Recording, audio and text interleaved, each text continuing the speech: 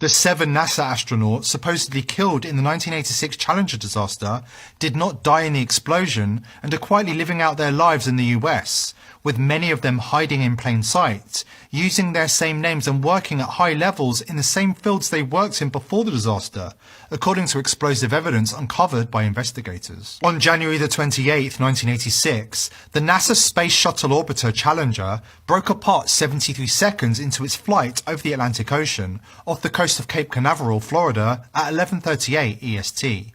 All 7 crew members were killed, according to NASA, including 5 astronauts and 2 payload specialists. Millions of Americans, 17% of the total population, watched the launch live on TV because of payload specialist Krista McAuliffe, the first teacher in space. Media coverage of the disaster was extensive.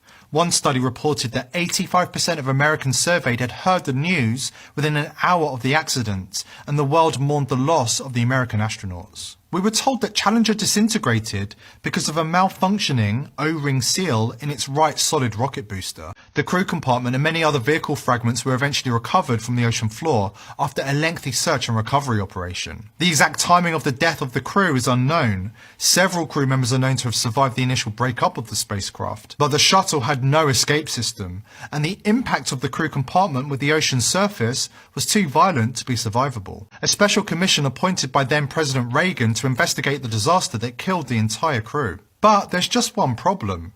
In 2023, 6 of the 7 crew appear to be alive and hiding in plain sight. Thanks to the groundbreaking work of investigators, we now know that the official narrative and much of the news broadcast on that day was deeply misleading. Here is a rundown of the surviving crew members. Number 1, Francis Richard Scobie, commander of the Challenger space shuttle. Born on May the 19th, 1939, Commander Francis Richard Scobie was 46 when he supposedly died in the Challenger explosion. Strangely, there's a man also named Richard Scobie, the CEO of a Chicago marketing advertising company called Cows and Trees. Same high forehead, same eyebrows, same wide-set eyes that are slightly tilted down in their outer corners. The source of the pic on the right of CEO Richard Scobie is his LinkedIn page. If you go on the Cows and Trees website, you'll see an animation of a rocket-powered cow in the sky with swirling smoke shaped like the number 6, much like Space Shuttle Challenger as it was seen on TV exploding in mid-air. Wink wink, CEO Richard Scobie sure has a sense of humour. Number 2, Michael J. Smith, pilot of Challenger. Born on April the 30th, 1945, Challenger pilot Michael John Smith was 41 years old when he supposedly died in the explosion. There's a man also named Michael J. Smith who bears a striking resemblance to astronaut Michael J. Smith.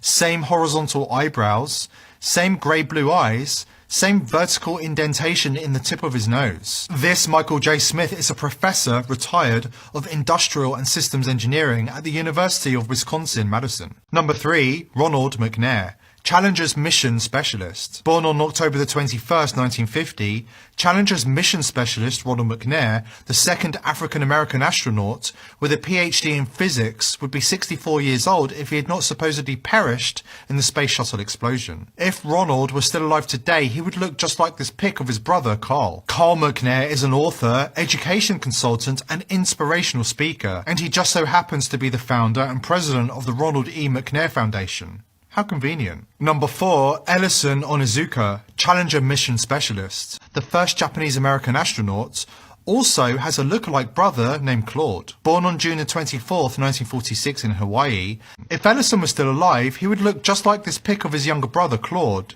Same eyebrows, same eyes, same crow's feet wrinkles, same nose, even the same hair parting. Claude Onizuka is living out his days as a liquor adjudication board member of the Department of Liquor Control, County of Hawaii, Hilo, Hawaii. Number 5, Judith Resnick, Challenger mission specialist. Born on April the 5th, 1949, Challenger mission specialist Judith Arlene Resnick, with a PhD in electrical engineering, was the first Jewish American astronaut to go into space and the second female American astronaut. She would be 66 years old today if she had not died in the explosion. Except if she is alive today, it's not difficult to imagine that after 29 years, astronaut Judith Resnick would look like Arthur Lyman Professor of Law Judith Resnick at Yale Law School. Dark curly hair, dark eyes, same eyebrow shape, same lines on both sides of the face extending up from the jaw. When you compare the voices and mannerisms of astronaut Judith Resnick and Professor Judith Resnick, the similarity becomes undeniable. We looked through Ancestry.com's 241 death records for the last name Resnick,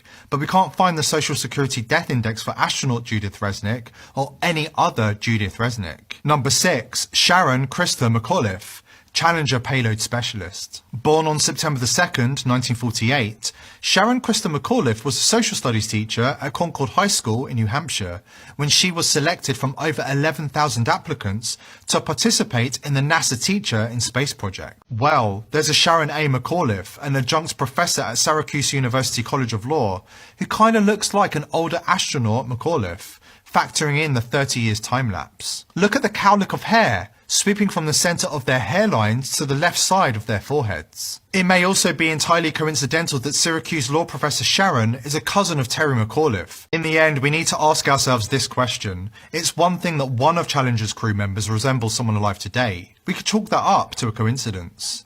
But it's another thing entirely that 6 members of the Challenger crew have doppelgangers who are alive and in some cases with exactly the same names.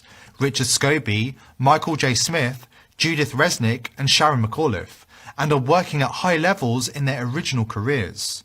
What are the chances of that? You don't have to be a NASA boffin to know that those odds defy statistical probability. Those interested in gematria might be interested to know that NASA stands for the National Aeronautical and Space Association, and if you attribute a number to each character, you get 666. Given the powerful symbolic value of space missions, it should come as no surprise that NASA are part of the occult elite, waging powerful psychological wars on mankind. An expression immediately comes to mind, revelation of the method.